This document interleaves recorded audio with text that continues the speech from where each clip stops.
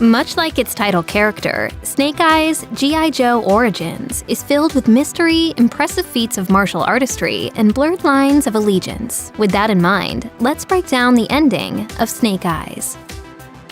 Aside from the word Snake Eyes, somebody wandering into this film would have no idea it's a G.I. Joe-related movie for a good hour or so. Not that there's anything wrong with that, if you're in the mood for 60 minutes of ninja training and lengthy discussions about fate, revenge, and loyalty. After that, however, the film seems to diverge onto two paths. While the A story continues to be Snake Eyes and Tommy training and pledging allegiance to the Arashikage clan, while battling the power-hungry Kenta, the emerging B story details a decades-old G.I. Joe Cobra conflict about to touch the lives of both young ninjas. Tommy fully emerges in the film's latter third as the audience sees him getting hold of his clan's precious jewel. Intoxicated by the power it gives and consumed by anger, he attempts to incinerate a fleeing Kenta. Later, that outburst is cited as the reason Tommy is ostracized from the clan Arashikage. This sets up the film's conclusion, as Tommy and Snake Eyes officially become enemies. Kenta is eliminated from the equation, and Snake Eyes finally has enough closure on the murder of his father to move on with life.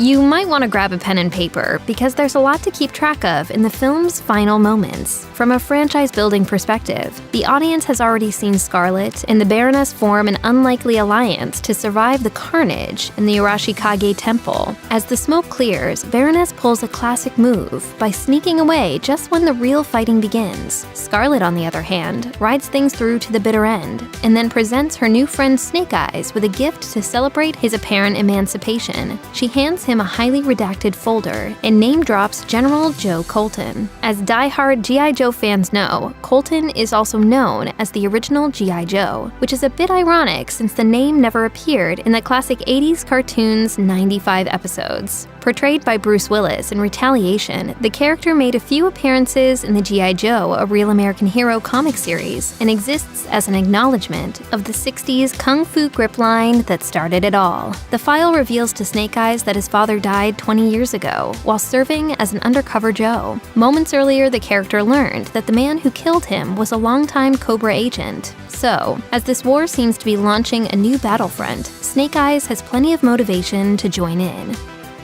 Tommy, meanwhile, has vanished from the film at this point, but give the credits a few seconds to pass and you'll see what the future has in store for him. As the screen lights back up, we see Tommy on a plane, only for the Baroness to make a surprise appearance. I came to make you an offer, Tommy. Call me Storm Shadow.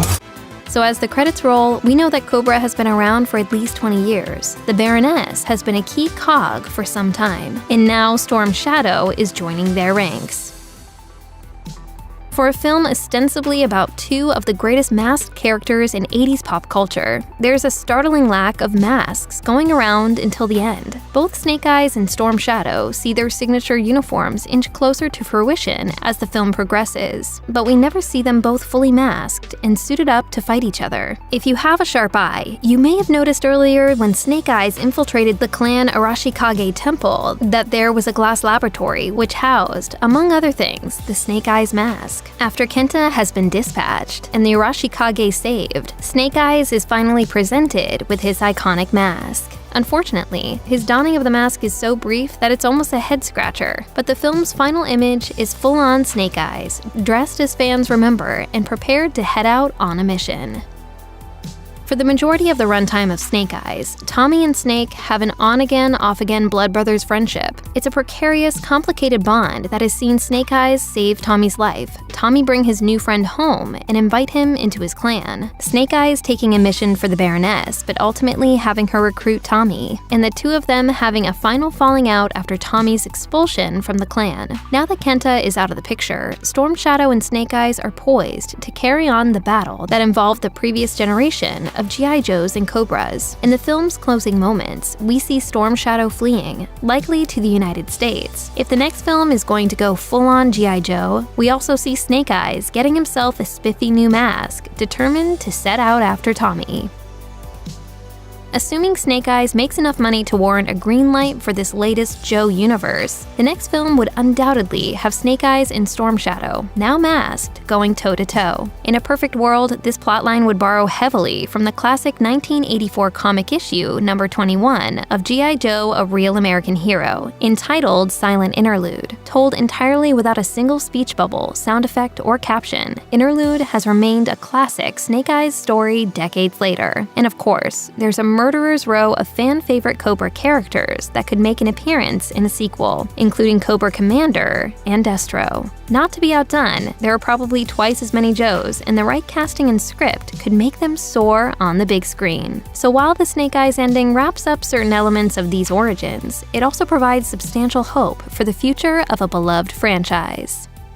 Check out one of our newest videos right here, plus even more Looper videos about your favorite movies are coming soon. Subscribe to our YouTube channel and hit the bell so you don't miss a single one.